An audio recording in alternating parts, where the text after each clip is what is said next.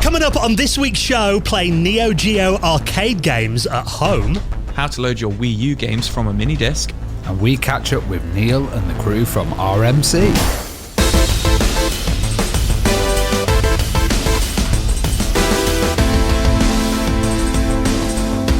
And the Retro Hour podcast is brought to you every Friday with our amazing friends at Bitmap Books. Now, one of their books I'm loving at the moment, Commodore 64, A Visual Compendium.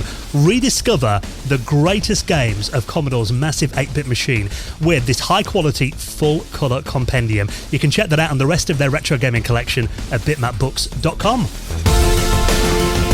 Hello and welcome to the Retro Hour podcast, episode number 368, your weekly dose of retro gaming and technology news with me, Dan Wood. Me, Ravi Abbott. And me, Joe Fox. And great to be joining us for another trip back to the glory days of retro gaming. Every Friday we jump in our Bill and Ted style phone booth and travel back in time through those bendy tubes.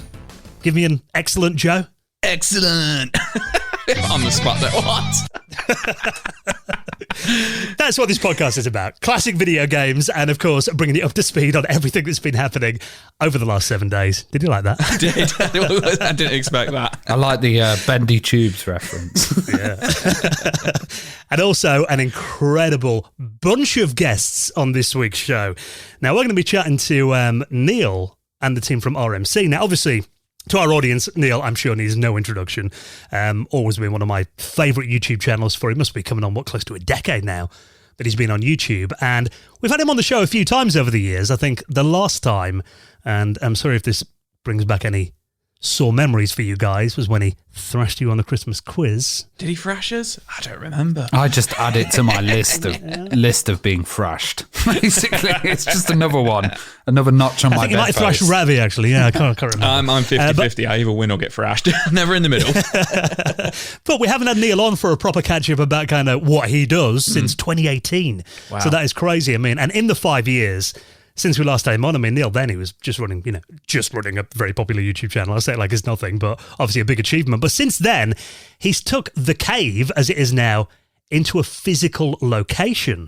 Now, of course, he's opened a museum, hasn't he? And this is going really well. Yeah. The museum's going really, really well for him. And not only has he, built the museum and opened the museum, he's built a crew. There's a team of them now, running the RMC, running the cave.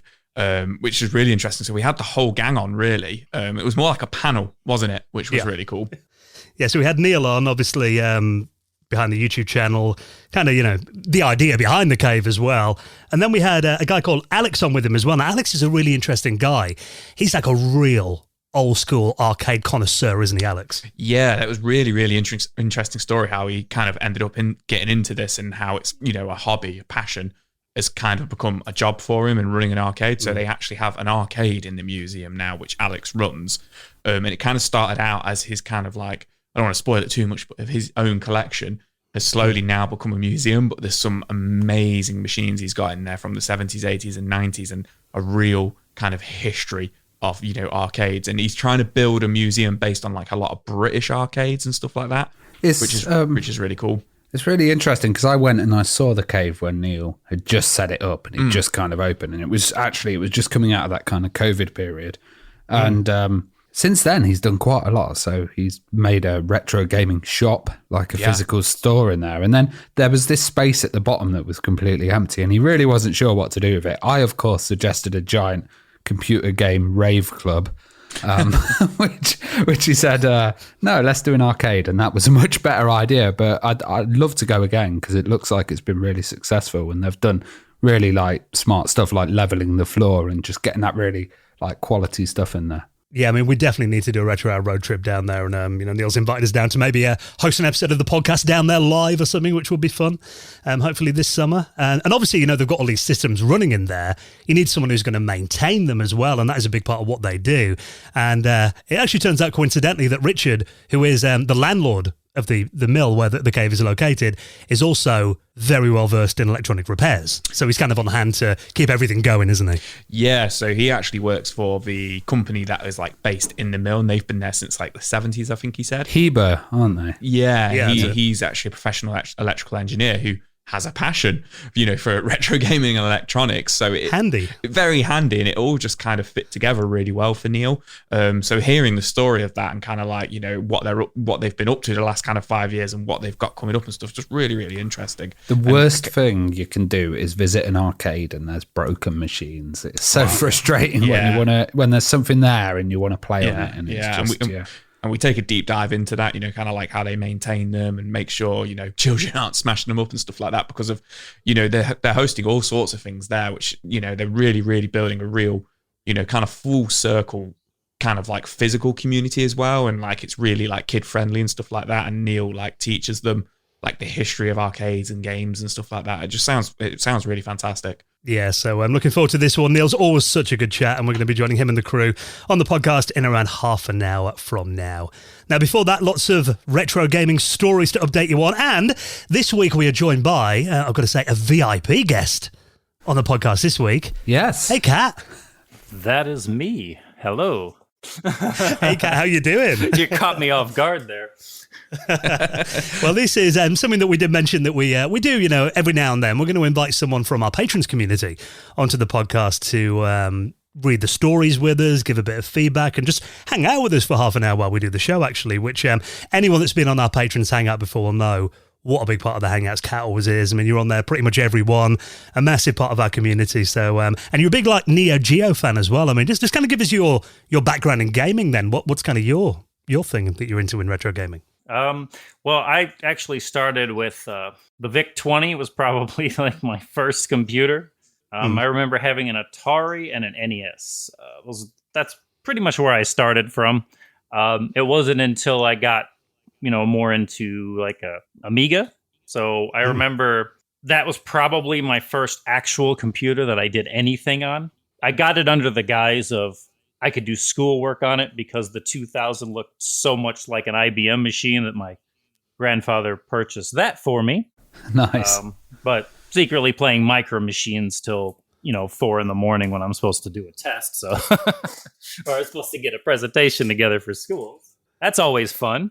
Yeah, I mean, you're in good company here, obviously, with the Amiga stuff, Kat. And whenever we see you on the Hangouts as well, you've always got so many cool gadgets and devices and stuff as well. So it is incredible to have you joining us to go through the news stories this week. And actually, we thought we'd start with, because I know you're quite a big Neo Geo fan. And this looks very cool. Now, this is a Kickstarter that is running at the moment for a consoleized Neo Geo that you can play old school arcade games on your TV. So this is the I'm going to say this wrong now, the Orthros MCS01. So I'm not massive on Neo Geo, but I know enough about it to try and get my way through this. So hopefully Kat can help me on this, with the American side of things with the Neo Geo. But from what I understand, this is a Kickstarter for a Neo Geo console which will play the MVS arcade games. So it's a console that houses a cartridge slot for the big, the arcade Neo Geo cartridges, which, famously you could, take out of the MVS arcade machines, and they didn't work on the normal home console Neo Geo. You could get a converter for them and stuff like that, but I'm not too sure how good they were. So they weren't domestic then? They weren't domestic. So the MVS cartridges were to go into the arcade machines, the big red arcade machines. And then you had the normal cartridges, which were big as well, but they went into the normal Neo Geo home console. I think, is it the AES that was called? And the home. That's brilliant. So what this is the MCS, which is a Kickstarter, which launched about a week ago. There's about 3 weeks left on it as well. And this is a console which houses cartridge slot for the MVS cartridges. And then also it has a motherboard in there, a board in there, which is called, it's a bridge board called the Super Gun Bridge. And that's what is kind of bridging that cartridge to a screen and to, controllers. So you can plug, your Neo Geo controllers into there. So long story short, it's a Neo Geo console, which will play the arcade cartridges, is my understanding of this. I think it looks really cool, perfectly honest. And I think the aesthetic of it, they've captured the Neo Geo really, really well. I've only ever played a Neo Geo once or twice, but from looking at it online, I think it looks really cool. What do you think of this, Kat, then? Because obviously, you've got a background in Neo Geo stuff. I mean, it's probably similar to what I have. I mean, mainly it's just a consoleized arcade system. With the Super Gun, one thing I have noticed about this thing, and it's kind of like, I guess it serves a purpose for people who want to get in the Neo Geo, but really don't know anything about, doing like the stereo mods, there's a lot of different things that you have to do to this kind of system to get it to work. Yeah.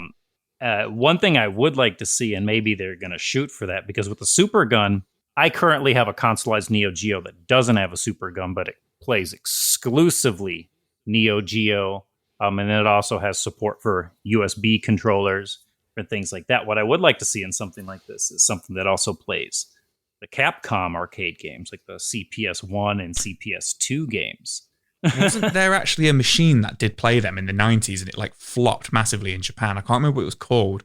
I know what you mean though, but yeah, it would be really cool to see something like that. That would be really, really cool. It seems like a decent price as well for what it is, because I can imagine this stuff is like, really expensive to buy these boards and stuff. But the kit itself is $290, which, you get the manual, you get all of the bits with it and adapters and everything. So I think that's quite reasonable for, considering that these kits and what the hardware you're going to have in there is going to be massively expensive, I'm guessing. Yeah. I guess the original boards are going to be the pricey part of this, aren't they? Yeah, because the original boards, you got to find the actual boards. That's unless they're making a custom board. That's what I would like to actually see. I'd like to actually see, say, something like Analog come out with a Neo Geo that kind of plays MVS carts, plays the CD games, as well as the AVS or the home ports as well. That would be nice. And then I also noticed this system doesn't seem to have, it only has the standard Sega RGB out, or the Sega. Okay. Yeah, it's a Mega Drive one, isn't it? Yeah. Yeah. Oh, I mean, okay. you could get the pound cable and use that. But another thing that I also look at is, depending on what board he has in the system, you may or may not be able to save, because that's a Yeah, some of the it's boards saying don't allow there's you to a save. Yeah, that's a good point. HDMI, Look at a HDMI out accessory, but I don't know how this kind of works. Would it be like upscaling it, or is it just out of the RGB? And Unless he's just throwing in the pound cable with it. maybe, Yeah, I think it looks like it just comes out the RGB and then it kind of converts it to. It says it's an upscaler on the device, so yeah, I mean, I guess it might put it into 720p or something. I mean, for me, this looks cool because the Neo Geo to me was always something that was so out of reach. And I mentioned before that the only Neo Geo system I've got is the CD console, which because you can burn CDs to it, which I think that's kind of the barrier, though, isn't it? It's the fact that now this hardware is affordable at home, but it's affording the games and tracking them down, I guess. But if you have got a collection of them and, just want to play them in your living room, and maybe your partner's complaining about all the space that your massive collection of arcade machines has taken up at the garage. it's also got a fighting stick, which is compatible with the older stuff as well. So maybe you could even just buy that individually, that fighting stick, and use it on, your Neo Geo CD or your I other would like to systems. see 2 USB ports as well, though. That would be nice. that would Yeah. be Use a USB stick if you don't have the big giant sticks or what. Or another thing I would recommend, something like this. This would be a perfect all-in-one kit, though. If you have, say, like the Neo Geo flash carts, the EverDrives for the Neo Geo. Yeah, that would be good. Just pop it in there, and you never have to change the carts or damage the pins or anything like that. Yeah, Now I'm tempted by it. yeah, that would be really good. I guess I'm not. You're adding another $400. Yeah, I'm not a Neo Geo collector, but a friend of mine had one about 10 years ago, and I remember trying, at least in the UK, trying to buy just normal, Neo Geo cartridges for the console, for the AES. It was a lot cheaper to buy the MVS games, a hell of a lot cheaper to buy the actual boards and the MVSs than it was to buy the actual commercially released cartridges. So maybe this is meant to be a solution to that, but I don't know how it's gone since then. I don't look these things up on eBay. It's too rich for me. I love the way they work as well. They kind of go into a bracket, then you slide it in the front. It looks a bit like an old VHS tape. Yeah, when you push it in, which, that's a nice action, as they say. So that is running on Kickstarter right now for another couple of weeks. I think it's easily going to smash it. Only been going a few days, and it's already, at the time of recording, over £17,000 of their £44,000 goal. So if you want to back that, I'll put a link to that. And everything else we talk about, you find it all in our show notes at theretrohour.com. Now, it does seem recently that the Commodore 64 scene has been producing some very impressive looking new games.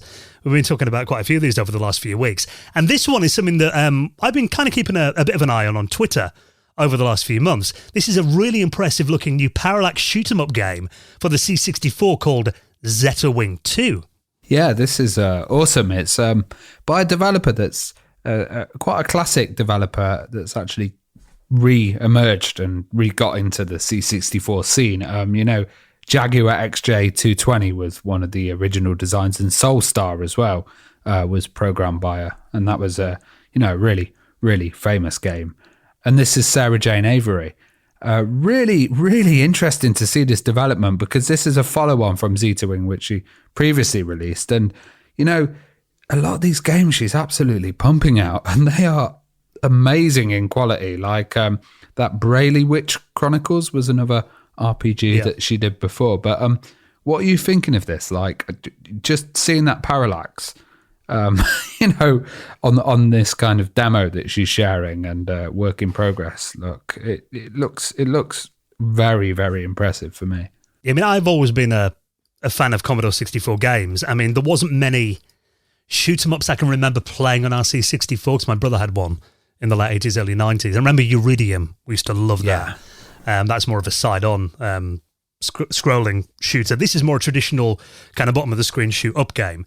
But, I mean, it looks very advanced as well. I mean, you mentioned that parallax scrolling that looks butter smooth from the previews that she shared on Twitter. And apparently there's, like, weapon upgrades in here as well. There's end-of-stage bosses that are thrown in the game too. You've got... One thing that's really good is... Because obviously the Commodore 64, you're playing that, you've got to have a pumping SID soundtrack. Oh, of course. And this has got that, and it's got sound effects over the top of it as well. It's PAL and NTSC compatible, and apparently it's going to be published through Bitmapsoft.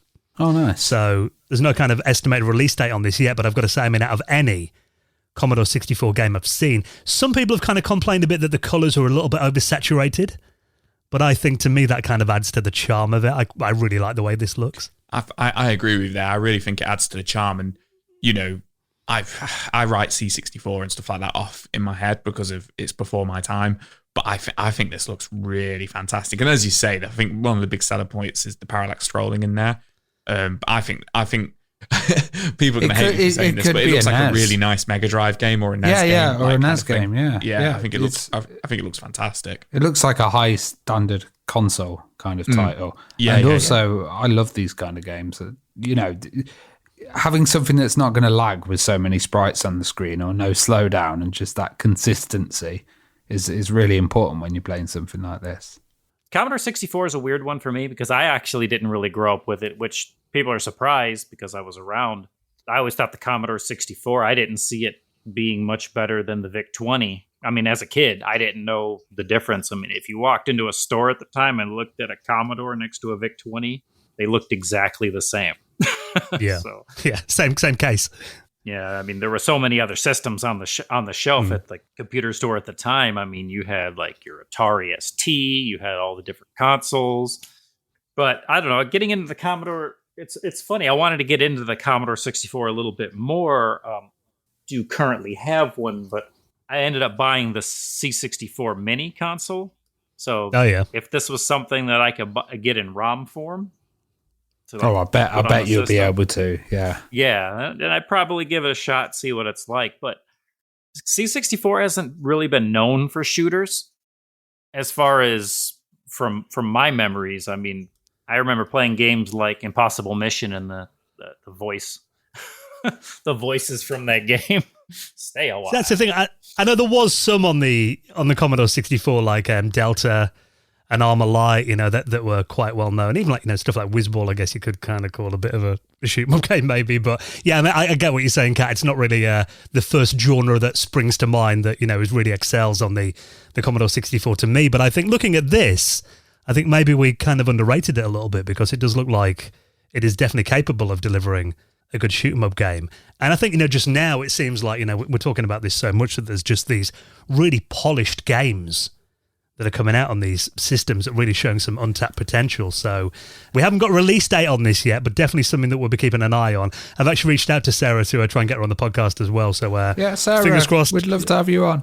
Yeah, definitely. We'd love to hear more about this. So if you want to check out the work in progress, she's doing regular posts on Twitter. So I'll link up her Twitter feed in our show notes as well. Now, this is something that I think will tick all of your retro boxes, Ravi. You're our resident Wii U fan. And whenever I see you walking around, I mean, you don't have Spotify on your iPhone. You're always hooked up to a mini disc player. This is the kind of two technologies that I love, like coming together to create something mental. Yeah, I'm a huge fan of mini disc. Absolutely love that format, and the Wii U, and playing with the Wii U and kind of experimenting with it. Now, you sent me this video, and this is absolutely insane. I wasn't quite sure how this works. Now, with the Wii U, what you can do is you can put an external hard drive in there. For some reason, they're using a mini disc player, right? And they're using that as the external hard drive for the Wii U. And I always thought this has to be a data disc, or this has to be one of the later discs. Like, they had I think it was HD mini disc later on, which... after the NetMD stuff came out. Yeah, which are 1 gigabyte. And also NetMD must be the way that they're connecting to this, because it's via USB as well.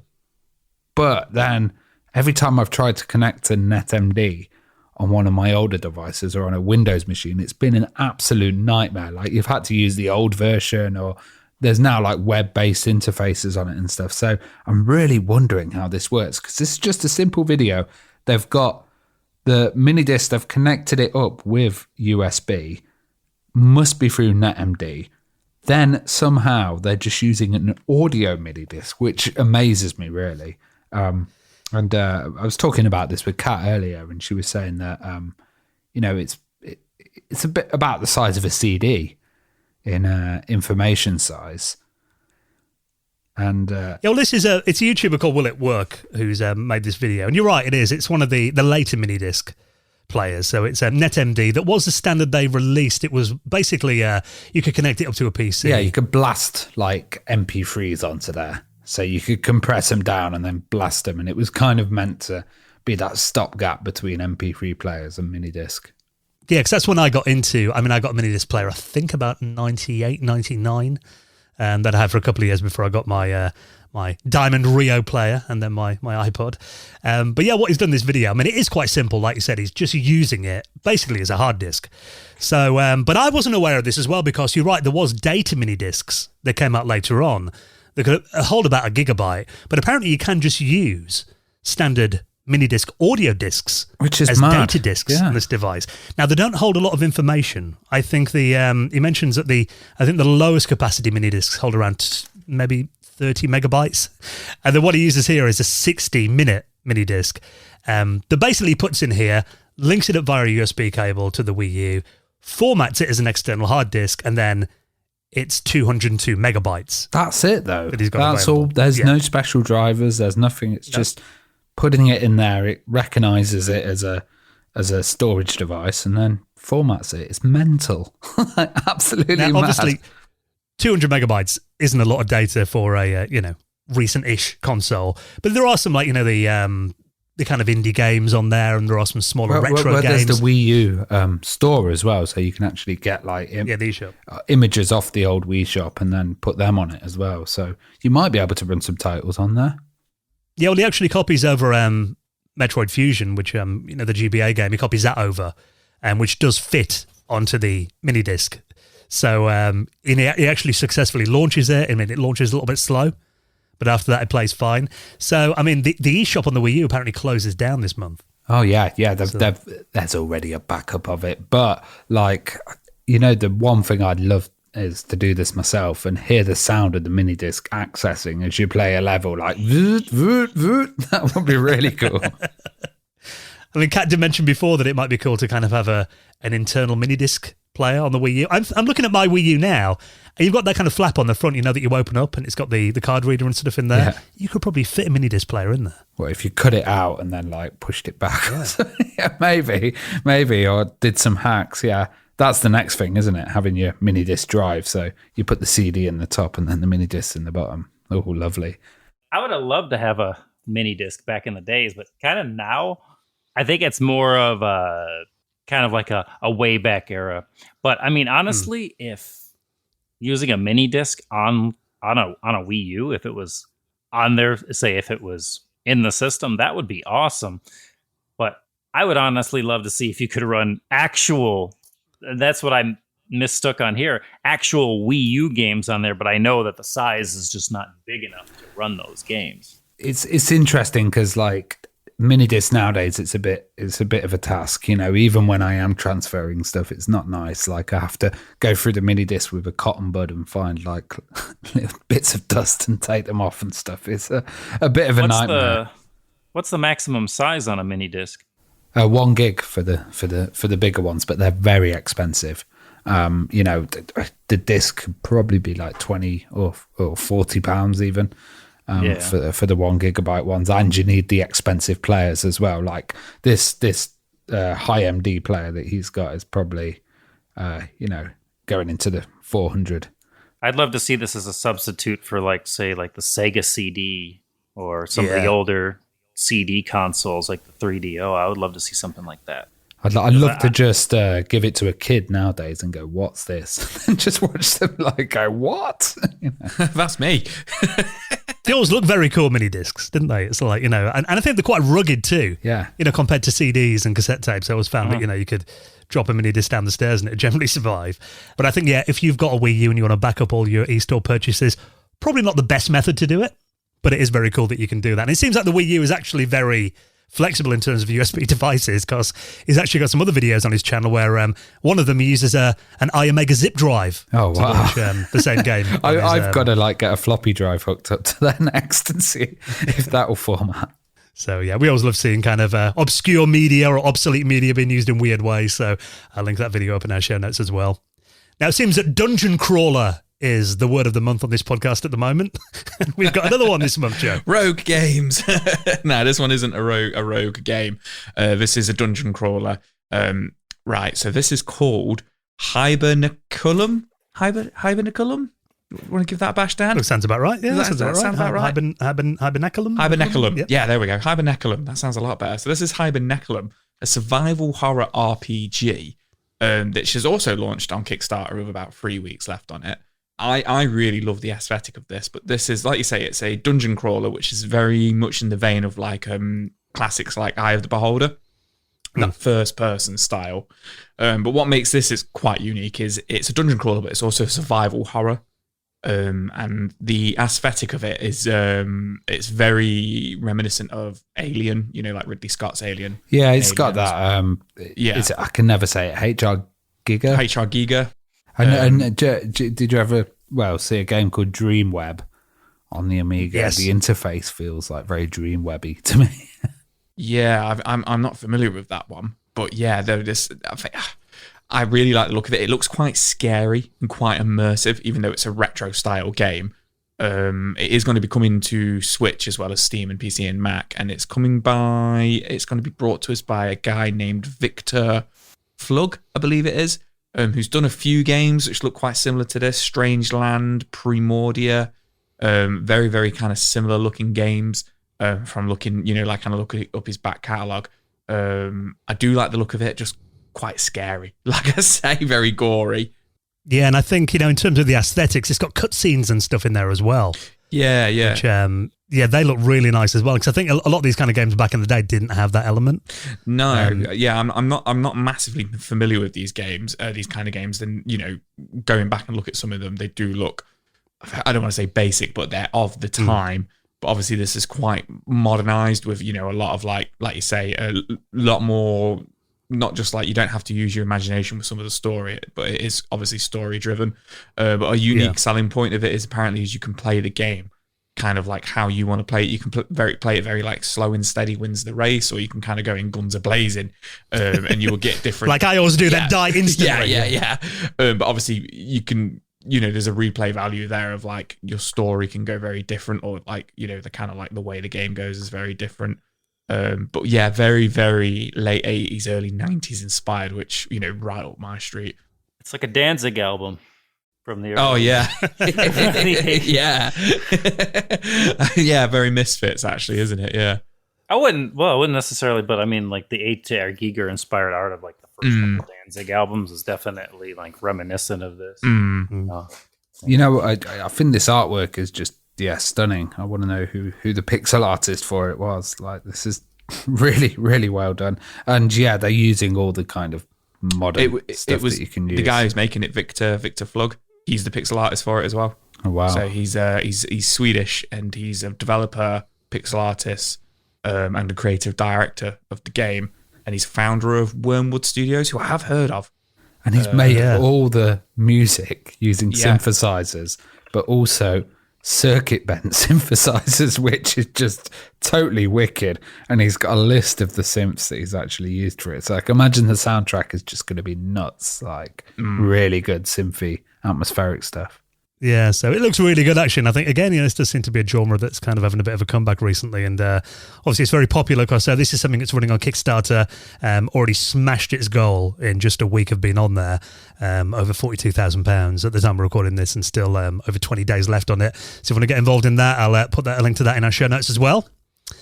Now, before we get into our special guest this week, chatting to Neil and the crew from RMC, just a quick reminder that we do have a little patron that we do just occasionally mention, because that's the reason that we can keep bringing this podcast to you each and every Friday, and any support we get on there is massively appreciated. And I think, Kat, you're very well placed to say how much fun the Hangouts are as well. I mean, we've got a real great community there, haven't we? The thing I like about the Hangouts is somebody like myself actually fits in there as well. I mean, we have a lot of the guests that you have on too are just as diverse as people like myself.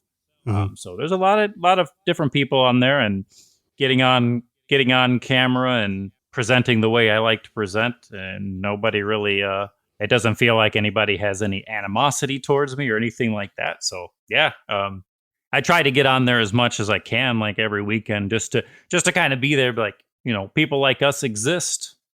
We're not unapproachable, Well, that's the thing. I mean, it's like we love all our community. Everyone is welcome. We've got a great group, all kinds of people from all around the world as well. And we all just come together once a month on a Sunday for a couple of hours, show our collections off, show what we've been picking up, talking about all sorts of things, retro games, of course, movies, music, it all kind of pops up. So it's great to have you part of the community, Kat, and everyone is welcome. So if you'd like to join us on Patreon, obviously get invited to the monthly Hangouts. And also we do a little bonus podcast as well, don't we, Joe? Just for our secret VIP patrons. Secret VIP patrons. Yeah, we do the After Hours podcast. I think we're about 31, 32 episodes into that now. Which we release every month. We do record that on the last Sunday of every month, so then it comes out about a day or two later. Our most recent one was Top 5 Hidden Gems, where we covered quite a broad kind of like aspect of different systems. Like, I mainly focused on Nintendo, the original NES and the PS2. Ravi spoke a lot about a lot of PC games, and then Dan... And Flash internet games as well. Flash games. And then Dan covered a lot of Amiga games. Some of them Ravi hadn't heard of, so real kind of like hidden gems. So that was a really, really fun one. It was good because actually, I think we chose 5 games each, and I think there's only like one game that we all kind of knew, wasn't there? It wasn't like most of us didn't know each other's games. Yeah, it was about one or two games I think I'd heard of on each of yours lists, like combined. So it was really interesting. Yes, if you want a few suggestions of games that we love that you may not be too familiar with, definitely worth checking out the latest episode of the After Hours podcast. And you get the normal podcast ad-free. I try and get it out early if I can as well. You get extra patrons news every week as well. But really the main reason that you're joining us on Patreon is just to support the show and make sure that we bring it to you each and every Friday. And if you'd like to join our wonderful patrons community, all the details are at theretrohour.com. And when we get a patron on the show as well to join us for the news, we like to invite them to bring a story to the mix too. And Kat spotted something really interesting. Tell us about Analog's new TurboGrafx system. Oh, yeah, the Duo, the Analog Duo. I was looking at that, and that it kind of seems like they've been waiting a long time to release it, but it's supposed to be released this year sometime. And it's kind of the same thing as like the Mega SG, I know they did a Nintendo system, and I know they also did the Analog Pocket, but this one, and I've never seen something like this before. This is one that actually does both the TurboGrafx, the PC Engine CDs. It does the Super Graphics, and as well as it does, of course, the Hue cards. I've never seen one that like kind of puts everything into kind of one little complete package with HDMI as well as SD card support. So, I mean, it's definitely something I was looking at. I know you recently picked up an Analog Pocket as well. So you kind of know their products. So what do you think of not the the quality? Analog Pocket. Oh, I know you were after one. I was after the Pocket. I was after the Pocket because I saw that it also can play TurboGrafx. But this one, I have the Mega SG. So okay, judging by that system, I mean, everything that they build is very well built. As far as FPGA consoles, pretty much no noticeable lag on these consoles. They're definitely going to be a little bit more expensive. Usually, this one's probably going to be around, say, the $200-$300 mark.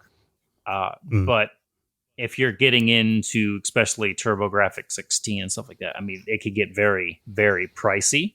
And then plus, this one, I really like about this one as well. It comes with the Bluetooth console as well. So you have like the Bluetooth, the Bluetooth controller as well. Just like their old systems, they always throw in those 8-bit DOE controllers, and those things are very solid as well. Yeah, because I do remember us talking about this when it got announced. I mean, God, it must be like 2-3 years ago now when they initially announced this, but I imagine, like everything else in the world, it's been the component shortage, I imagine, that slowed things down. But there are saying there are going to be some limited quantities, hopefully coming out this summer. I love the look of it as well. I mean, I think I mentioned this when we first talked about it. It looks a bit like the, the consoleized version of the CDI. Yes, yeah. Yeah, it kind of reminds me of that, actually, the look of it, which, there's not many of us out there, but being a CDI fan, I'm actually quite pleased about that. But again, in TurboGrafx 16, PC Engine, not really a platform that I'm all that familiar with because, it wasn't ever all that big over here. And I think it also is good because a lot of this knocks those need for having an external upscaler on there. It comes out straight in 1080p and at high quality as well, which is really interesting because, back in the days, people were buying all these upscalers and stuff. But if you get a system like that, it's all kind of built in. So it does seem like it's worth the money, definitely. Yeah. I mean, it's made with FPGA as well. I mean, we talk in the interview coming up with Neil in just a moment as well. We kind of mentioned that, the difference between FPGAs and kind of software emulation and how you can just tell. And I imagine, there has been a worldwide shortage of FPGAs, which I imagine might be the reason. I think we're kind of coming out of the shortage at the moment. I've started to see a lot more stock of stuff in places and more products. Yeah, that's probably why it was pushed the way it was. Because I remember, it was it was in 2020 that it was announced. And then, shortly after that announcement, that's when a lot of the stuff started hitting. Let's just say something hit the fan. Yeah. And then it was like pushed off to the back. Yeah, seeing this now in 2023, though, I'm glad they got two different colors. You got a white one or a black one. I kind of want to get the white one now. Only if it yellows. That's the thing. It needs to have something to yellow the console in there.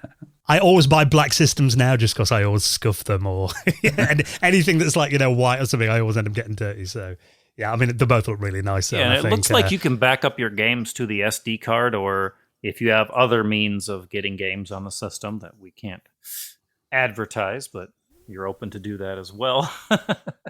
Other methods are available. So yeah, that does look very cool. So it's already this episode. Then I'm getting to the TurboGrafx and the Neo Geo now, by the sounds of it as well. So an expensive episode for me, this one, but they do look really, really cool. So if you want to check that out on all the stories, of course, you don't have to Google around for them or anything like that. Just check the description on your podcast app or head to our website at theretrohour.com. Now, just before we hop into our chat with Neil and the crew from RMC, just a moment to give a quick mention to this episode's sponsor, and it is a very loyal supporter of the Retro Hour, our wonderful friends at ExpressVPN. Now, I don't know about you guys, how many different streaming services do you subscribe to? I think in our house we've got the Mrs. signed up to Disney Plus. She's got a thing called Star Play. I don't even know what she watches on there. Now TV. We've got Netflix. I keep seeing stuff that like HBO Max. Prime. There's like Peacock as well. All this stuff I don't understand. Shudder. I've never heard of Shudder. Do you remember though? A few years ago, it'd be like, we'll cut cable off. It'll be cheaper just to get a few streaming services. Now I think I pay double what I used to play in cable on streaming. But the thing is, I mean, you pay for these services like Netflix, and they hide thousands of shows and movies from you just based on your location. And they recently had the nerve to increase their prices again. So the thing is, we reckon you should get value for your subscriptions to these services. And you can get your full money's worth by using ExpressVPN. Now, no, Ravi, you actually use ExpressVPN to watch Netflix libraries from all around the world, including you always find something on the American Netflix. Oh, yeah. That we haven't got over here. Yeah, I love it. And, the thing is, it's really fast as well, because I've used other previous VPNs and they just don't have the speed that ExpressVPN has. It's just absolutely no buffer. HD quality, it's great. Some of the stuff I've been checking out that's not available on the UK one is Kid and Play House Party, which is one of the classics. Tenacious D as well, the Pick of Destiny, which I'm going to try and do a Bob Doopy Dup. No, I won't do that. And Team America World Police as well, which is just a work of art. That's the thing. I mean, if you've kind of rinsed all of your local libraries, there are actually over 90 different Netflix libraries around the world. So if you run out of something to watch, all you've got to do is, it's dead easy, isn't it? Just to switch to a new country. Yeah. Literally the click of a button and you're there. So you can change your location to anywhere in the world and watch their local Netflix library as well. And also it works with more than just Netflix, BBC iPlayer that, we've only got here in the UK if you want to check that out. Super fast as well. You can use it on your phone, your laptop, even there's, apps for your smart TV and you can watch them on your big screen with zero buffering. So stop paying full price for streaming services and only getting access to a fraction of their content. Get your money's worth by heading to expressvpn.com/retro. Use our exclusive link and you will get 3 months of ExpressVPN for free on top of a 1-year plan. That's expressvpn.com/retro. And a big thank you to our friends at ExpressVPN for their continued support of our show. Well, thank you so much for joining us this week, Kat. It's been an absolute blast to have you on, joining us for the news. And we'll see you on the Patrons Hangout in a couple of weeks, hopefully. Yeah, at the end of the month. I'm always on there if I can. Well, thanks a lot for coming on. It's been wonderful having you to share the news with us this week. And stay here on the way. We're going to be catching up with Neil and the crew from RMC.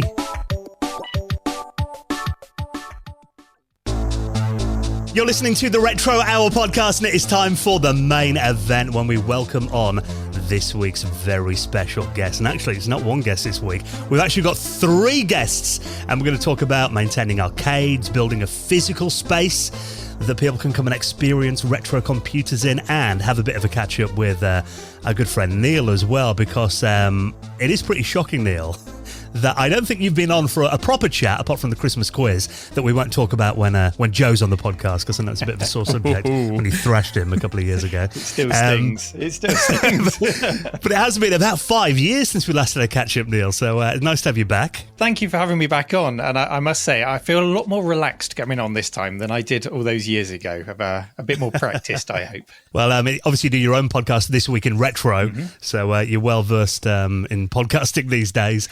And I was a guest on there a couple of months ago as well. So it's nice to be able to return the favour and get you on as well, Neil. Indeed. And yep. Also you're joined by Alex as well, who maintains your arcade archive. So we'll talk about that in just a bit. Welcome, Alex. Thank you. Thanks for having us on. Pleasure to be here.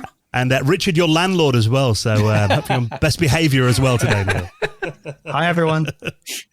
Welcome, Richard. Now we're going to be talking to you about obviously maintaining the equipment and helping Neil build this incredible space as well. Let's talk about that first, Neil, because since we last had you on, the biggest thing, which I'm sure anyone that's watched your channel, listened to your podcast will know, that now you've grown the cave from a YouTube channel to a physical space.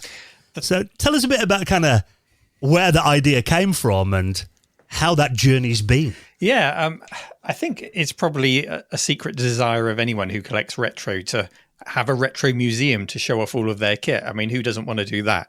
And it was always one of mine, but I never really thought it would be a reality. But there was a series of events that happened, some fortunate, some less fortunate, the less fortunate being the pandemic that came along. And when I last spoke to you, I was renting a small office space, which I called The Cave. That was Cave 3.0 at the time, from which I made the YouTube videos. And then when the pandemic happened, my landlord there at the time decided that actually it might be better to use that space for residential properties rather than office properties, because that just looked like the way things were going with the whole movement to work from home and such. So planning permission went in. It looked like I was going to lose my office, and I put a plea out on YouTube to say, this is what's happening. What do I do, guys? And it was at that point that I got an email from a chap who I'd never heard of before, called Richard, saying we might have the space for you. And things just kind of snowballed from there. I think initially Richard thought I might just want a small space, like for like, to carry on doing what I was doing. But as soon as I saw what he had to offer, some bolder ambitions bubbled up, and it kind of snowballed from there. Yeah. So what have been your biggest challenges you faced so far with it, like with the operations of it and setting it up? The stairs. Oh, brilliant. It's on the third floor, and anyone who's been there will see how much stuff is up there. I mean, the arcade machines in particular, thank goodness Alex came along and opened an arcade on the ground floor, because at one point I was looking to get more arcades up there. And wow, it takes several days to recover with each arcade that you take up those stairs. So the stairs, other than that, you know, the things that you would expect, for example, getting together a team of volunteers to help with the day-to-day running, you know, the back end things like the ticketing system. No matter how many off-the-shelf ticketing systems you try, you can never quite hammer it to fit exactly how you want it to. So we have actually just finished creating a bespoke ticketing system that does everything we want and reports on everything that we want. So that was a big hurdle that we got over. And the constant marketing. You can, you know, if you're thinking of opening a museum, I never knew how much you would need to market this thing to get people through the door. It's constant. You've got to keep reminding people. So there are all these facets and all these skills that I've never had to try and work out before, which I'm figuring out as I go. But that's always been the way with the cave. It's always been a case of feeling it out as I go. And just being careful not to take on, you know, too much risk, just letting things evolve naturally. And here we are, almost a year to the day since we opened the doors to the public with the cave as a museum. It's fantastic. Oh, wow. Do you get a bit of an odd question, but do you get many donations? Do many people come in and say, you know, I found this, would this be any use of you or anything like that? Yeah, I mean, about 90% of what's in the cave is donated. Oh, brilliant. And just today, I'm editing a donations episode because a chap contacted me and said, I'm 20 minutes away in Swindon. I might have some things you want. So I went over there. I've got an estate car, which I think can carry quite a lot. I only just squeezed it all in there. And this video is going to come out next week. So I'll tell you some of the things that were in there. Dan, you'll like this. An Amiga 4000 with a Cybervision 64 card and a GVP T-Rex accelerator. Wow. I'm just wiping my table from all the drool that suddenly... And the battery had been removed, so no leak. The only drawback on that one is that it's spray painted black and red. It looks a bit like the A-Team van, but, you know, I'm not complaining. Interesting. There's Auric 1s, there's Acorn Archimedes A3010s, there's Dragon 32. There's just everything you can think of, and they're all boxed like new. Like they are in mint condition. And this is kind of an example of some of the very serendipitous events that happen around the cave.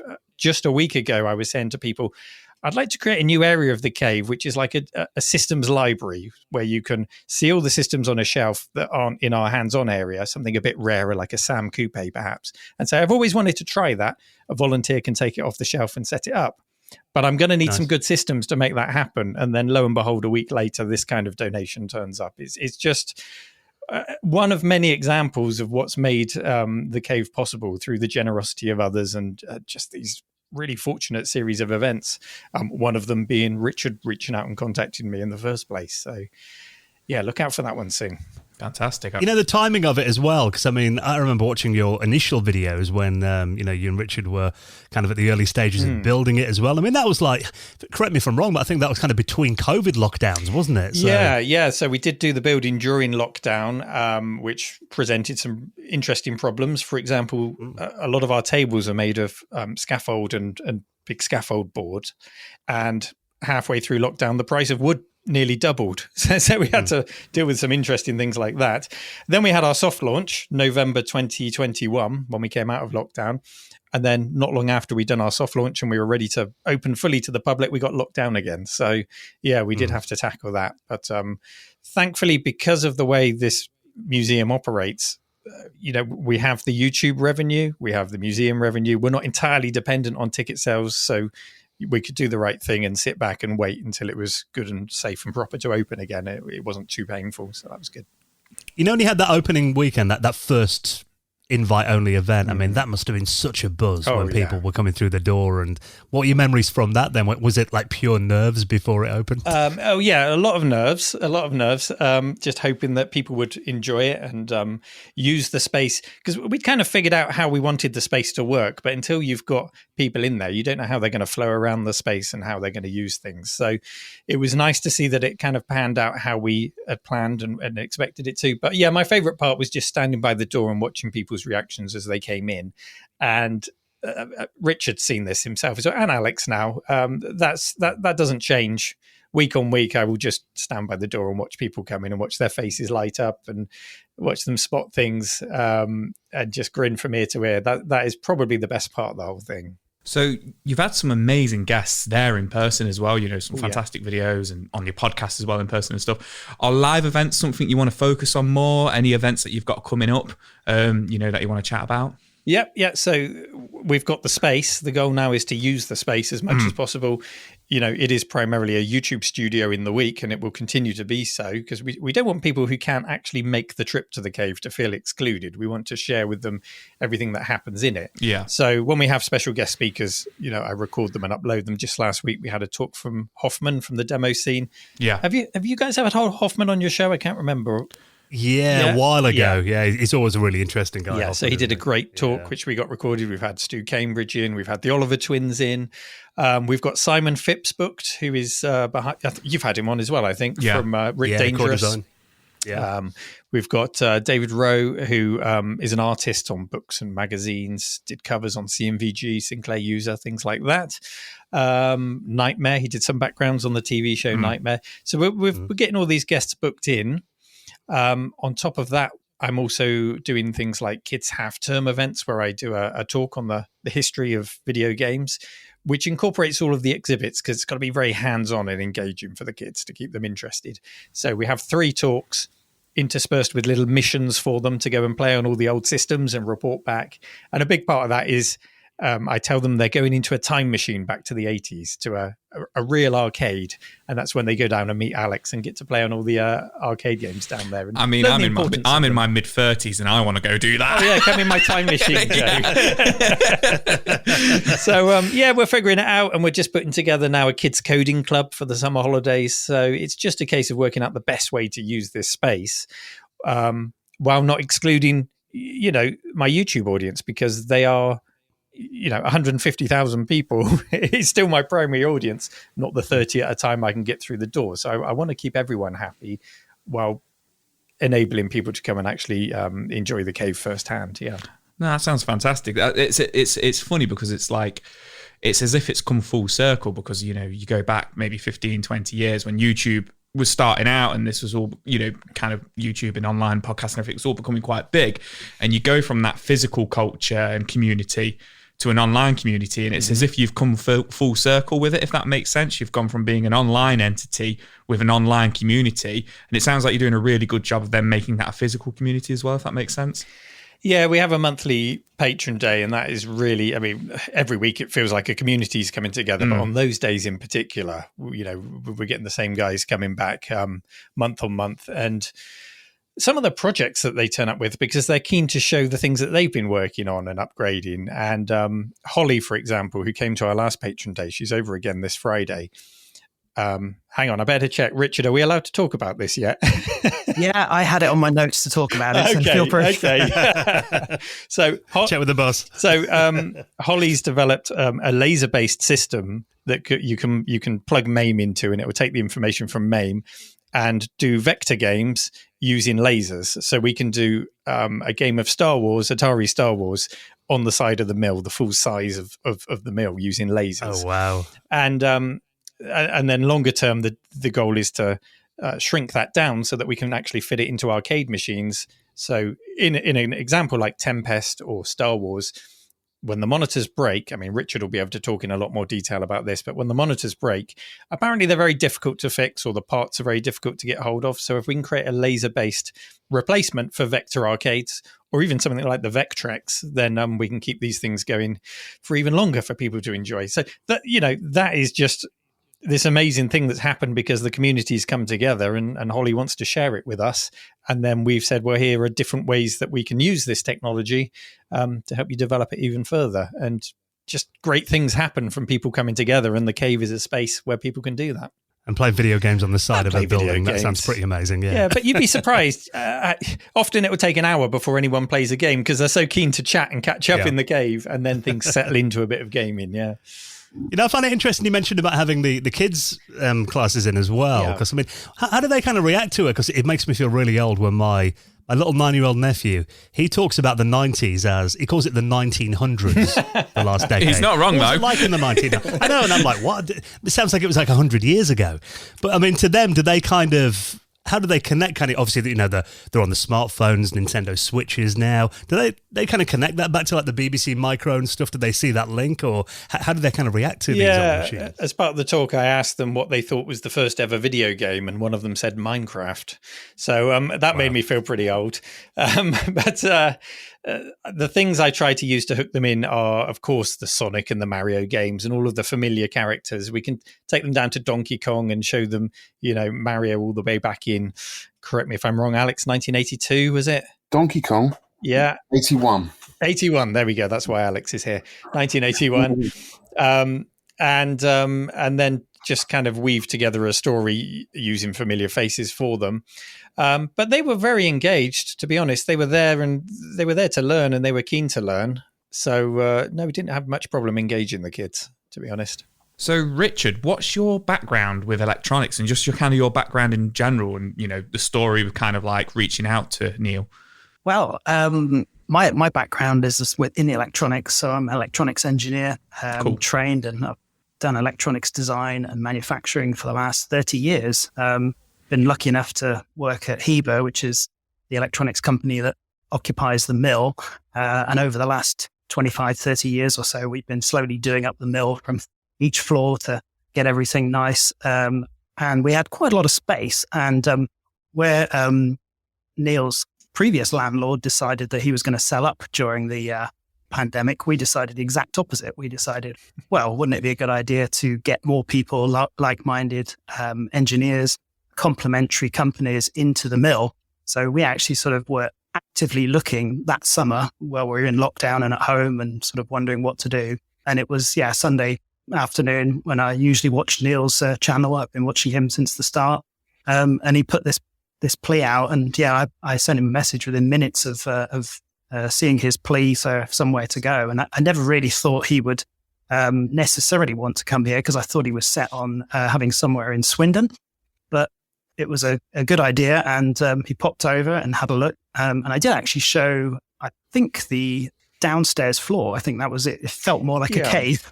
Yeah, you showed me what would become the arcade originally, didn't you? That's it, yeah, because it felt a bit more dark and dingy, and it was a little bit damp, but I thought you could get away with it. We sort of talked about that for a little bit.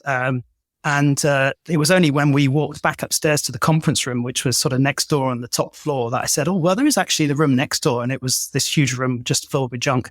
And as soon as I walked in through the door, and as soon as I saw Neil come through and his eyes lit up, I thought, yeah, he's going to want this. So it didn't take long to figure out a deal to rent that space. But as Heber, we'd been here since the early 70s in one form or another. And Heber Electronics was set up in 1984 to do design consultancy and electronics manufacturing. And all the way through that, and still to this day, we still design and manufacture every single thing in the UK. So every single electronics design we manufacture for customers are all made here in the UK. And I mean, I imagine if you're watching Neil's channel, you're a retro computer enthusiast yourself as well then. So this must have been just like a real fun project to get involved with. Oh, yeah. We've got a huge history with electronics and technology in gaming and all sorts of different things, from pinball to all sorts throughout the whole gaming industry. So we've had a very long history of that. And I grew up with computers, obviously, in the 80s. My first computer was a ZX81, and then I was Commodore all the way with VIC-20s and Commodore 16 and Commodore 128, and then an Amiga. Very, very much involved in all of that. Really got very heavily involved in sort of retro gaming and things in the late 1990s and early 2000s. And really, I've always wanted to do more for the community. So it was actually one of the very first conversations we had as Neil was moving in about designing and doing things for the community. And that turned into the multi-system, which is a product we've sort of designed together. And again, I've got a wonderful team of directors here. So that was a conversation with Neil one week, a proposal to the board the next week, and a sign-off, and away we go. So it didn't take long for actually that to get designed and put into manufacturing. The only thing that really stopped us, and it's still a pain right now, is the global shortage of electronics and components and very long lead times. So that's been a pain, just as much as it is for Neil. Throughout the pandemic, we've had real problems getting hold of electronic components and just keeping manufacturing going. Yeah, I mean, I love the videos you guys made on that, the Mister Multi-System, basically turning the Mister into a console, and, you know, really great innovation, I think. And tell us a bit more about that then, and kind of the current status on it. I mean, you mentioned the part shortage there. I mean, is that getting better, or are you going to be making any revisions on it to make, you know, part acquisitions easier? Yeah. What's kind of the future of that? We've invested in a lot of parts just to make manufacturing easier for this year. So that's sort of something we can at least keep going. We had originally grand plans of making our own custom system, using a whole new design, but really that was just too difficult, and the prices were crazy for FPGAs when we were looking at that. So taking the advantage of using the multi-system, using the Mister project as a starting point, and that was already got a good community behind it and an open source technology.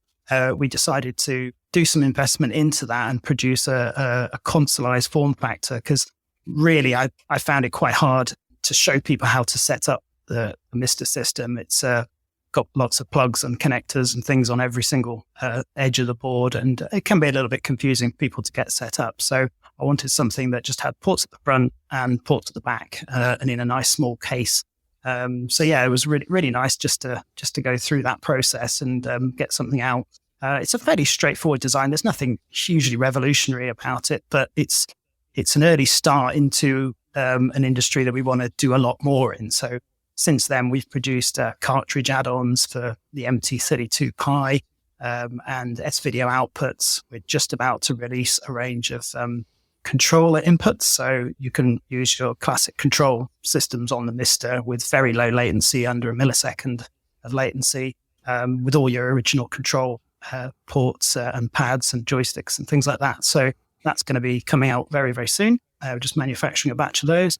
And we've got plans to do sort of hopefully lower cost variants and different things in the future as well for the multi-system range of controls.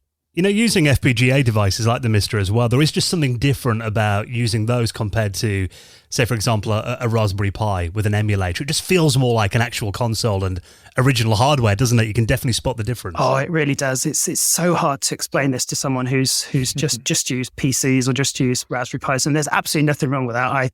I was using MAME back in, it was 0.32, you know, the very early days, 1997. I was really enjoying using MAME and watching it grow over time. But as soon as hardware capable platforms that were representing the technology sort of on a hardware level came about, not only do you get that sort of almost instant boot, you know, everything turns on and it's there, the core, you can set it up to boot instantly. And you'll be running the game or the platform or the console or the system, you know, pretty quickly.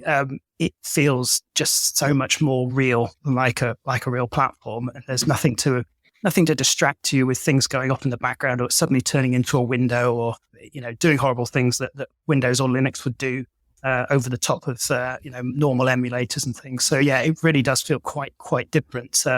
And that's something you've got to experience, I think, rather than just try and persuade people that it's better.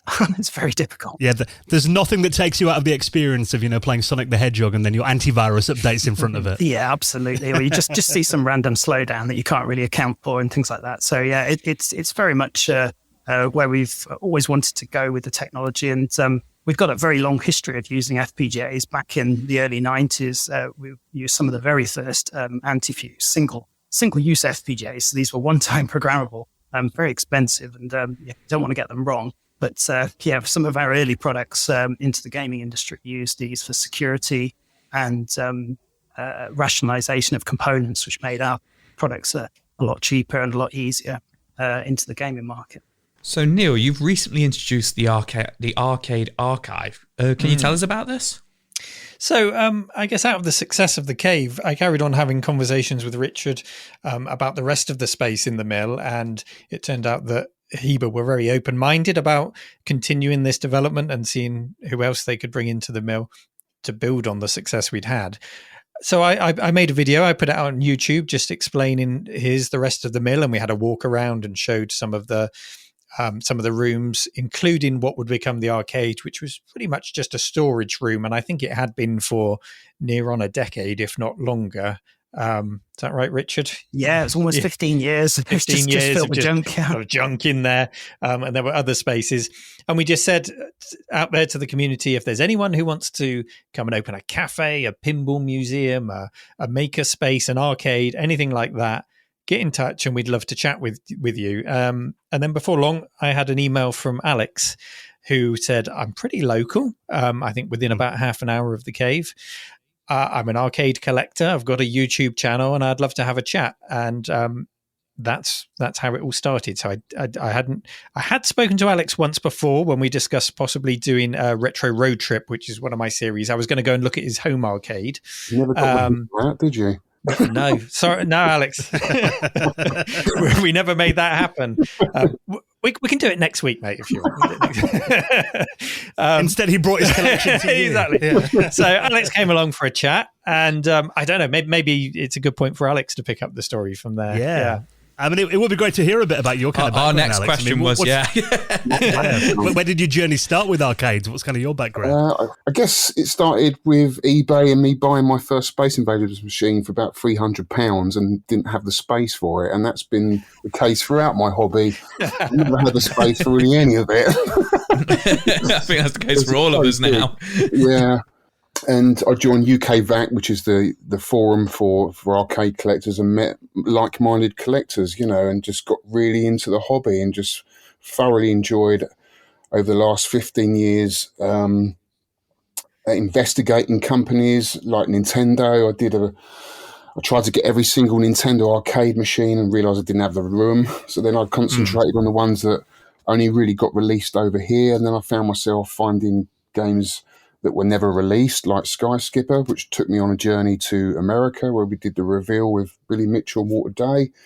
And that opened up a can of worms in the community, and I'm just amazed at the amount of games that people have in their collection and they just don't have room for. And I just thought it'd be great to open up a museum and get some of these in there, because these games were made for social spaces for people to enjoy, and a lot of these games now are not getting that exposure, and a lot of people just can't get to play these games, and a lot of them have unique controls and interesting monitors and half mirrors. And I just think, when you see people walk into the arcade and you see their faces lit up, it's just, they need to be played and they need to be in a space where people can enjoy them. And I thought a museum would be a great idea to do. But I mean, I've got no experience in this whatsoever. It's a completely new venture for me. I've been a builder for most of my life, so I'm just finding my way like Neil does at the moment. And so far, I'm thoroughly enjoying it. Just seeing people's faces when they walk through the door is incredible. You've obviously got a lot of passion for arcades. I mean, I'm kind of wondering, where did that start then? What were your kind of formative experiences and where did you go as a kid? Well, I guess I have fond memories of Space Invaders as a child. Me and my best friend used to queue up for ages to play it, and usually play for about 30 seconds, then join the back of the queue again. I mean, it was it was an incredible machine when it landed on the planet, because we'd never seen anything like it before. It literally changed everything. My dad used to take me to arcades down in Littlehampton and used to see the old electromechanical games, but it never really grabbed my attention like Space Invaders did. And I think for me, that's where it all started, just reliving that nostalgia again. And they're fantastic games as well. They've got so much replay value because they've got this high score that you're constantly trying to beat. I just think they make for great competitive gameplay amongst the community or friends. Whereas modern games, they're just storylines or simulations, and once you've played through them, then that's it. You rarely go back to them once you've done them, unless they're absolute classics. I agree with you there. They're a bit more of a cinematic experience, and how often do you go back, unless it becomes your favourite film? Yes. You don't often go back to a film, and I find with modern games, you don't often go back to a modern game as much as you might enjoy it, unless, like you say, it becomes an absolute classic.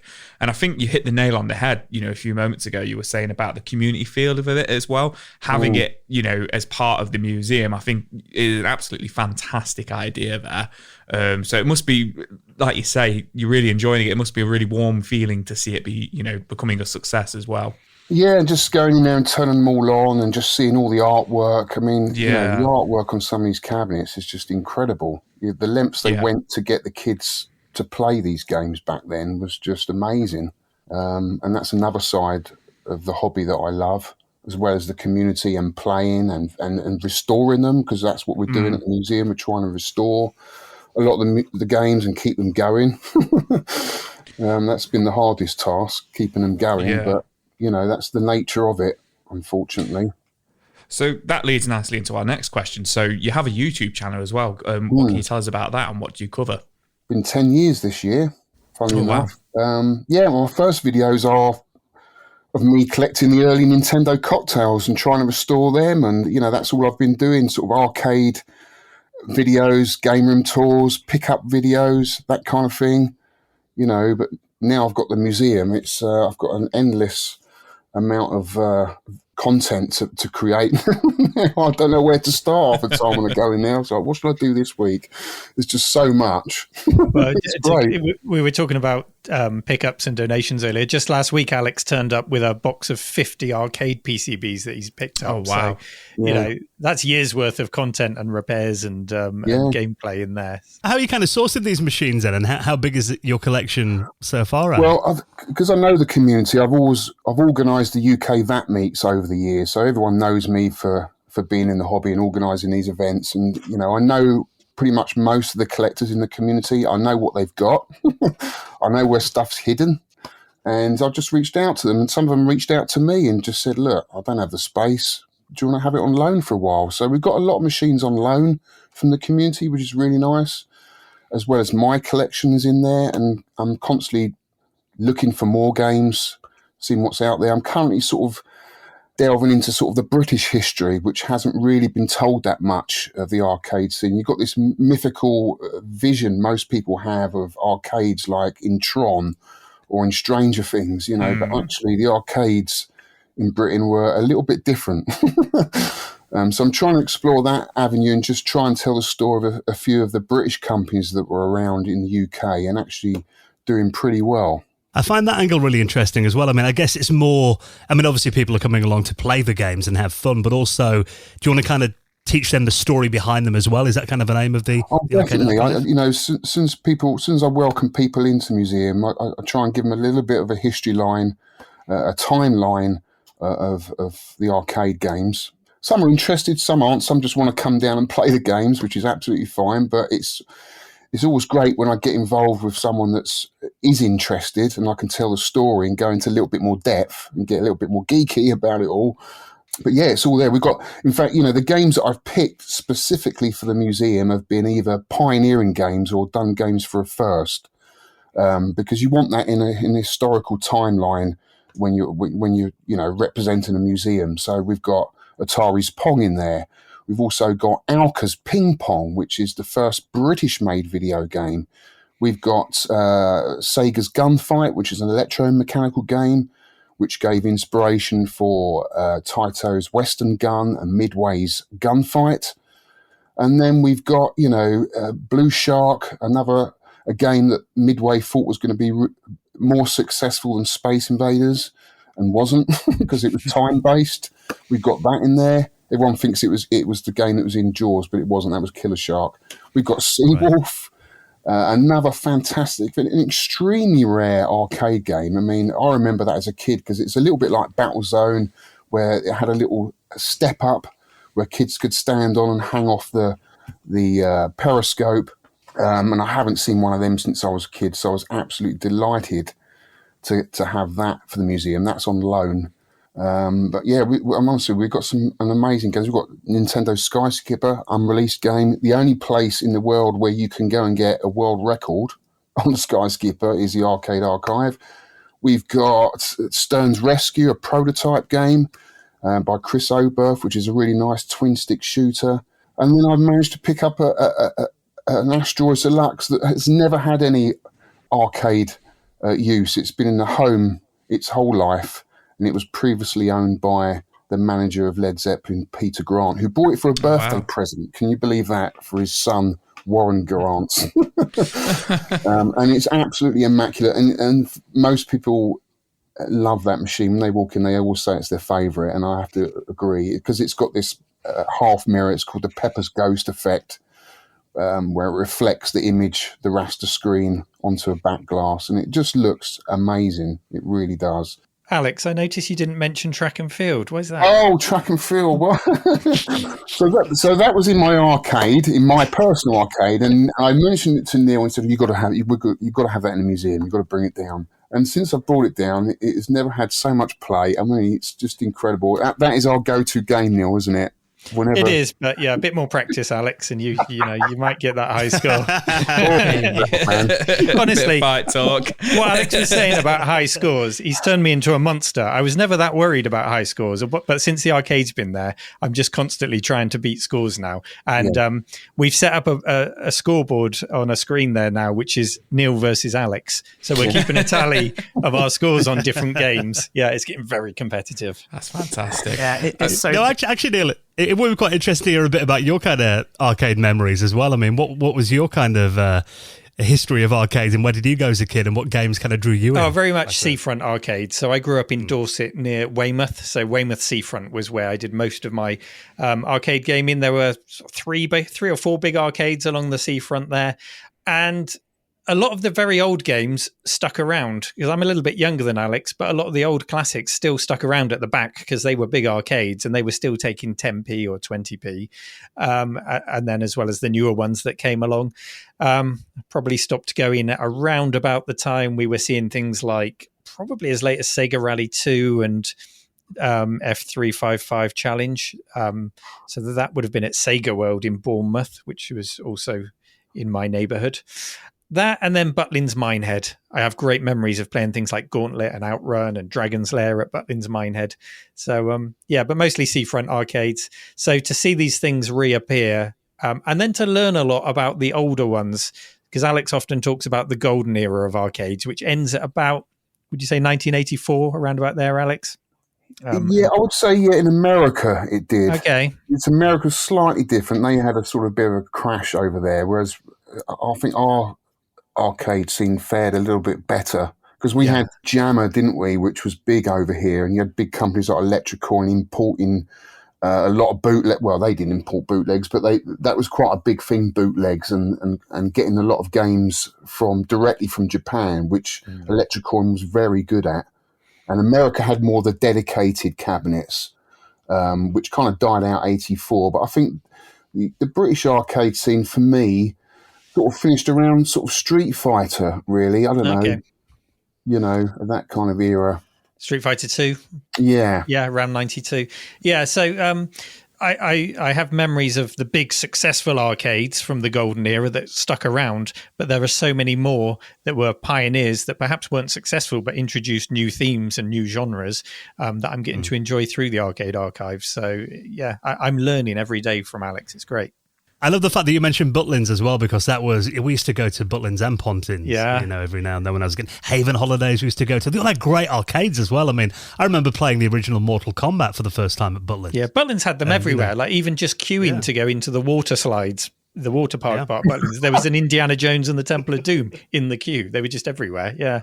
Because your mum and dad would be watching some like crap cabaret, and then the kids would just all night be in the arcade, run back to your dad every half an hour for another quid. And then, Isn't it funny how times have changed? Here's a quid, go away for an hour. So speaking of kids and hanging off periscopes and stuff like that, what are some of the biggest challenges you guys have about maintaining, the arcade machines and stuff like that? Is there a big fear of when you kind of open it up to the children and just kind of to the general public, like some of the damage they can do? Because you've got some really rare systems in there, Yeah, first job is to make them safe. Yeah. Because a lot of them haven't been particularly wired very well over the years, or they've been hacked in one way or another. That was always a bit of a surprise when they turned up after you spent so much money on them. But yeah, I guess sourcing parts. But I mean, with this community, the retro community, people are making everything now, from sort of high score kits, save kits, multi-game kits that you can add on that play other games from that original hardware. There's the Mister, there's the Pi, you can run in certain games. I mean, for the museum, as long as we've got the original board in there, because I mean, some of these boards have custom chips, and once those go, then that's it. The board's dead. You can't repair it, so you have to have some sort of backup. But I think as long as we're showing the original board set, we're fine. But the aim is to have all of it on original hardware. That's what I would like. But again, it's finding the parts and the PCBs, which is difficult. Hence why I picked up that huge haul of PCBs up the other week. I love it when a new machine arrives. I know Alex is like me. We're quite impatient. We really want to turn it on and test it out, but I just have to keep saying, let Richard look at it first. Let Richard look at it first. Don't plug it in, because we can spot some of the more common problems, but Richard is the man when it comes to our repairs. So he really gets down and dirty with the difficult stuff. Are there any common things that you look for, Richard? Any things that you generally find go first on these old cabinets, or anything that you need to check first? In the bottom. Yeah. Oh wow. The general condition is usually a little bit dusty and a bit scratched up, because a lot of these machines have obviously been sat in someone's collection or in a garage or warehouse for a long time. Most machines don't get turned on anywhere near as much as we're turning them on in the arcade every day. So we tend to always look for the obvious things like frayed leads. It's amazing how many times a mains cable will get rubbed and just generally crushed as it gets moved around from place to place. So there's always frayed leads, there's always exposed wires, and you just have to replace those. We did have outrun with the death plug on the end, which was terrible. It was really literally just hanging off with bits of plastic and tape. So we had to change those. They're the obvious ones. When you get inside, then it's really just making sure that the power supply is not going to just burst in flames. And that can actually happen. They're very old power supplies. They can be effectively shorted out with capacitors and various things like that. So, and some people tend to forget that they run up at 110 volts, a lot of these machines. So Alex had one the other day that he collected for a collector, and the collector forgot it was 110 volts and managed to blow it up by putting 240 volts into it. So you've got to be a little bit careful there. And then generally just making sure that there's nothing too corroded on the wiring looms up to the machines. A lot of the time, if there's one thing we've learned over these last sort of 6 months or so, is you can fix probably 80% of most original power on problems by cleaning everything, reseating all the chips, giving everything a really, really good clean, a bit like Neil does with his trash to treasure range. You don't have to, it's not always something that's going to have become faulty. It's sometimes just a connection problem and sometimes just a wiring problem.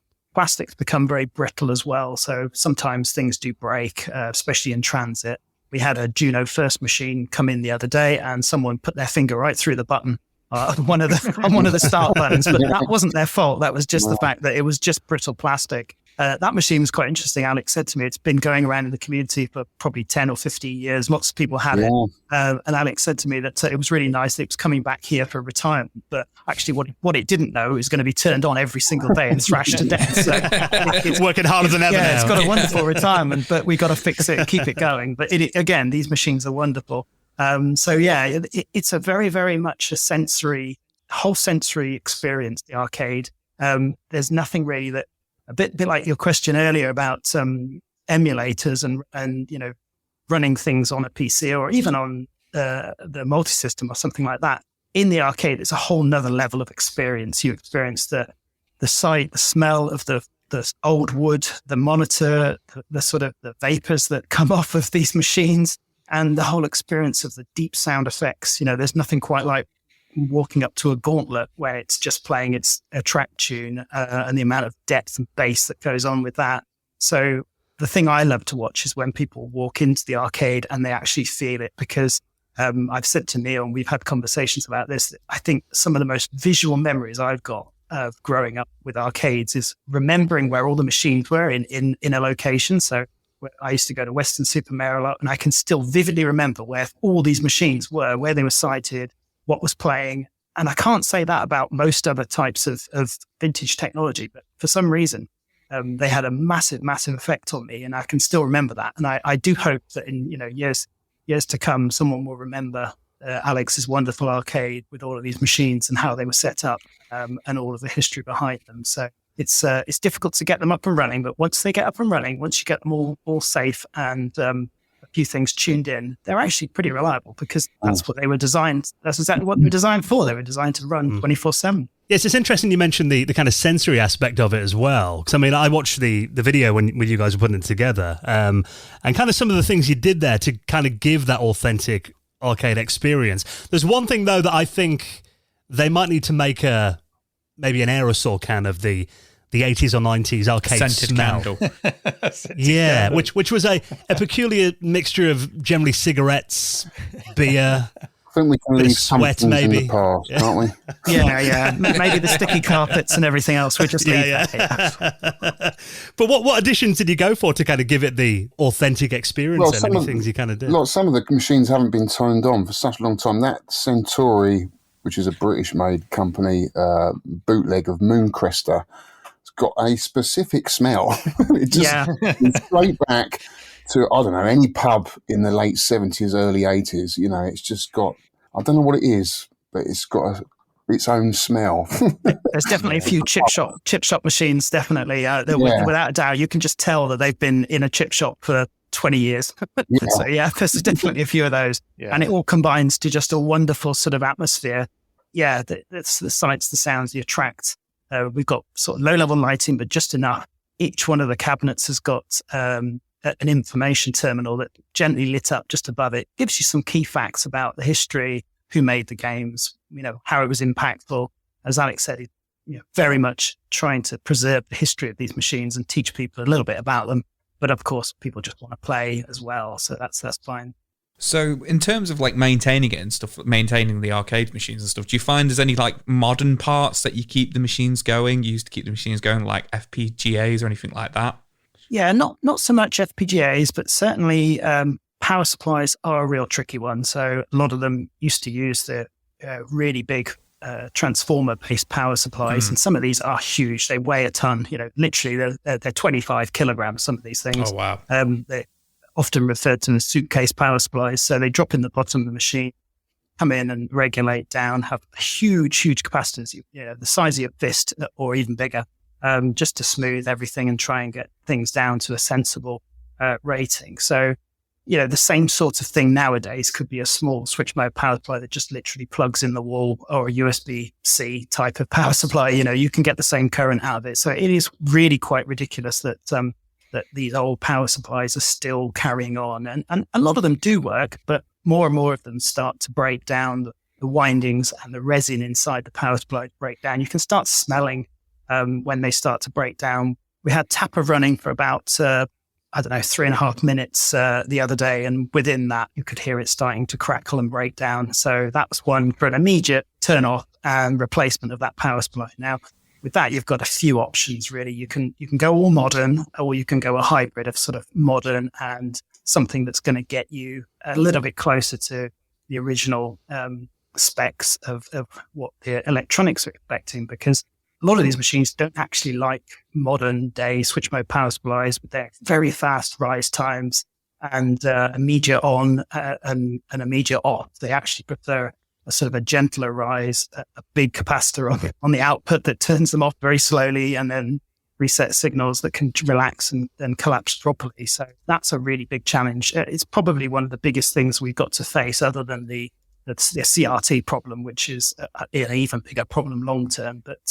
But yeah, the power supplies on the machines are probably the hardest thing to to make to keep going and then to decide how to replace them. But I think we've got a real healthy sort of attitude towards preservation and doing things that would be authentic to how you would probably have done them back in the day. We've got a lot of machines where people have ripped things out and put in replacement, but they're of that period time. So you can't actually complain that they're modified or different because that was what was available in the 90s, to replace certain parts. I think it's different when someone comes along and just whips the monitor out, puts an LCD screen in, that's a no-no for us. But when you're trying to, not really change form, fit and function, you're really just trying to keep things stable and safe and reliable. That's something that we've made a few compromises on, but we try our very best to do things as authentically as possible. And do you have to do like daily checks on them all? Like, I mean, I imagine the last thing you want is like some kid to run over going, outrun's crackling. I think it's going to blow up. Yeah, we haven't had too many disasters, but yeah, just generally, you can see pretty much straight away. You'll either get a sound problem or a channel goes. That's quite a common thing actually, because a lot of the sound was developed on multiple boards. Sometimes there were speech samples that were then mixed in with analog samples that were generated by special chips or even custom chips or even just standard analog logic. So Space Invaders is one for that. I think correct me if I'm wrong, Alex, I think there's multiple different sound effects that can all be tinily tweaked, all in different ways. So someone who's experienced. I need to turn the thump up because that's a bit. Yeah. So people have experienced Space Invaders in multiple different ways because it depends on how the operator set it up and how all of those different sound effects were tweaked to get them just how they wanted it. So that's an interesting experience. Something you can't really simulate, and your machine might be slightly different to someone else's just because it's an analog based system. So yeah, replacing some of those parts. You'll see those go down. We've got a Sinistar at the moment without any sound effects, which is a bit disappointing because it has some great sound effects. So if we're going to get that one up and running in the next week or so. Yeah, it's also interesting what people don't see, which is what's in the storeroom, including an arcade Alex has got, or two arcades Alex has got, which are based on 16mm film. So there's some really incredible machines waiting for Richard's skills. I think we're just about past the initial. It's a bit like when I opened the cave. When I first opened the cave, a lot of my TVs started popping because they just hadn't been used a lot. For so much time. So over time, I got them serviced, and it was a bit of a case of survival of the fittest. They stayed, and they've been super reliable ever since. And we're kind of getting to that point with the arcades. We've turned them on. The initial problems have started to iron out, and things have got a lot more reliable.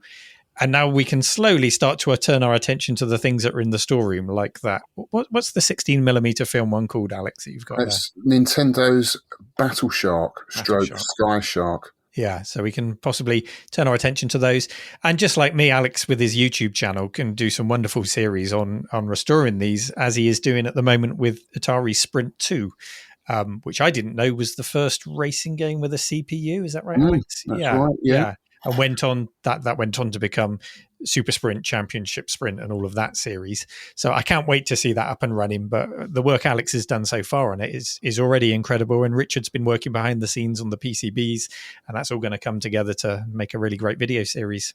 That's fantastic. And I love the fact that you're preserving this important part of history as well. Because, I mean, you guys have probably seen all these stories. We were talking about that the original 3-screen Ridge Racer cabinet that was left to rot, and we saw that Sega R360 that was found in a field. Yeah, and stuff like that is heartbreaking. So I think it is, preserving these. It's a dwindling thing, isn't it? These cabinets are not getting made anymore, so it's important that we keep them up and running so people can experience them. Yeah, I think if you're going to do this right, and people want that nostalgia and that experience, you've got to keep the original stuff going as long as you can. Otherwise, there's lots of other options like the one-up cabs that people have in their homes with the LCD screens and stuff, which is fine, but we're trying to recreate and try and keep these classics going. And for me, that's really, really special. You just can't beat it. Especially with some of those unique controls, the yoke in Star Wars, you can't even recreate that. There's nothing you can get to clamp to your desk or anything that really creates something on that experience. And just playing Outrun, it's one of Neil's favorite games, and just playing that on a real cab with the stick shift and everything. Everything just feels natural, feels good. It's just so different to trying to emulate that or trying to run it elsewhere. So a lot of it is about nostalgia, but some of it is about that sort of history of keeping these machines going, because there's nothing else like them and there's nothing else coming along that's like them. And when you have a whole load of them in one place, that sort of overall emotion and feeling you get, not just nostalgia, it's a complete unique experience. We see people that go into the arcade and they come out almost for a breather. They go up to the cave and just see them sort of like physically having a calming down session. It's quite amazing. So, Richard, I hear you're starting your own retro repair side business too. What's the story there? Oh, well, yeah. Okay. So this is, it's a bit of an exclusive because we've not really talked about this to anyone else yet. So you've got a bit of a first dibs on our ideas here. For a long time, we've done repairs of technology. We pride ourselves in trying to keep our own technology going. And we've got a lot of 68,000 based technology out there, very similar to sort of the Amiga and Dreamcast type technologies that we've kept going over the years. But we've tried to find a way to open that up to not just the retro community, but sort of classic vintage technology, and how we could actually look at doing more repairs and restorations and also upgrades that people might want, not just cap kits, but maybe upgrades and things for modern parts in vintage systems. So we're starting off very slow. We've basically built ourselves a couple of labs, and Neil's building a lab actually in the cave as well. I'm not sure whether he's ready to talk about that yet, but that's something something that's going to be part of this idea. And what we're doing now is we're sort of figuring out what the community would want, as in repairs and upgrades and service, then what people would be happy to, put forward with their machines. I mean, it's always a difficult thing asking people to ship machines to you. So that might start off as if you're visiting, you can bring a machine along and we'll try and do a cap kit for you or do some upgrades or fix it, diagnose it. Maybe we'll get, to the point of being able to offer that a little bit wider afield. But yeah, what we're trying to do really is to get something set up now and also invite people that want to take part in that. So any engineers that would like to be involved in working on machines, working on restoration of classic computers, please get in touch. This is sort of an open invitation. We're taking, trying to get people who want to be part of that. And companies, smaller companies that maybe have been doing it themselves, one-man bands that want to just grow or have a bit more of a structured company around them to make everything, all the administration a bit easier so they can just get on doing the things that they want to do. And generally that's our philosophy in all of this, in the whole collective that we're doing here, is bring in like-minded individuals to do things that make their life easier and have a company structure around it that does all of the administration, whether that's sales, service support, emails, returns, all that sort of thing that necessarily you don't want to do if you're just an engineer or you're just someone who wants to get involved in fixing things or designing things or manufacturing things. So yeah, that's really part of the bigger, wider plan, really. Yeah, if you're a retired TV service engineer and retirement isn't all it cracked up to be, you want that excitement back in your life, give us a call. There's a home for you in the cave. Yes, exactly. Absolutely, yeah. Exactly. But no, I mean, Richard just touched on something there, which is how started. It's still early days, but we've started to formalize all of this. So I'm still the cave doing my YouTube thing, and now it's a museum. Alex is the Arcade Archive doing his YouTube thing, and that's a museum. Richard's now setting up this repair business, of which we don't have a name yet. We've got sort of a short list of names. So if you've got any suggestions for names, we'd love to hear them from your listeners. So this is all kind of becoming formalized under this umbrella name of the Retro Collective, and retrocollective.co.uk is our website where you can read about it, you can book visits and all of that stuff. So this repair business will become a part of the collective, and as will anyone else who steps forward with an idea to open something else in the mill. So we're all coming together under this name now. I think that's an amazing idea. I can already hear Joe loading the back of his car with about 50 consoles to drive down and get repaired. I've got 100 Game Gears, guys. Yeah. Well, I mean, the cave is definitely worth a visit. I mean, it's in the heart of the Cotswolds as well, so you can combine it with a nice little getaway. Mm-hmm. Any events coming up then? I know you've got friends from the Ted Dabney experience down there this weekend. Yeah, that's this Sunday. So the guys from the Ted Dabney podcast are coming for a special day, which, Alex, you're hosting, aren't you? Yes. part arcade, part cave. This is the nice thing. When we do these events, you can enjoy both spaces. Sometimes we have a buffet up in the cave, and then we go down for some intense arcade gaming.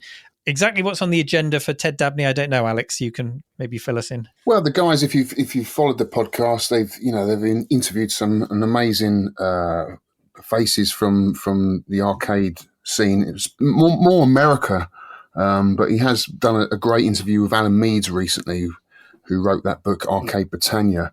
So hopefully they'll be touching on a few of those previous podcasts that they've recorded over the years, and picking out a few of their favourites, because there's plenty of questions I'd love to ask them about them. Yeah, and Paul Drury, who hosts that podcast, I mean, he's just got the most amazing energy when he's presenting as well. I think he's the only person I've seen on stage in front of about 1,000 people who didn't need a microphone, and everyone in the room could still hear him. So yeah, that's happening this weekend. Obviously, I'll link up your website as well if people want to visit over spring and summer as well. Gents, it's been incredible chatting to you, and the passion and the love that you put into the cave so far, and long may it continue. And we definitely need to do a Retro Hour road trip down there, Joe. Yes, please. And if you ever want to record the Retro Hour in front of an audience down at the cave or anything like scary. that, there's an open invite. You're always welcome. Oh, that'd be fantastic. We do need to do that. It's just terrifying. Thank you so much, guys, and best of luck with it. Thank you. Thanks for having us.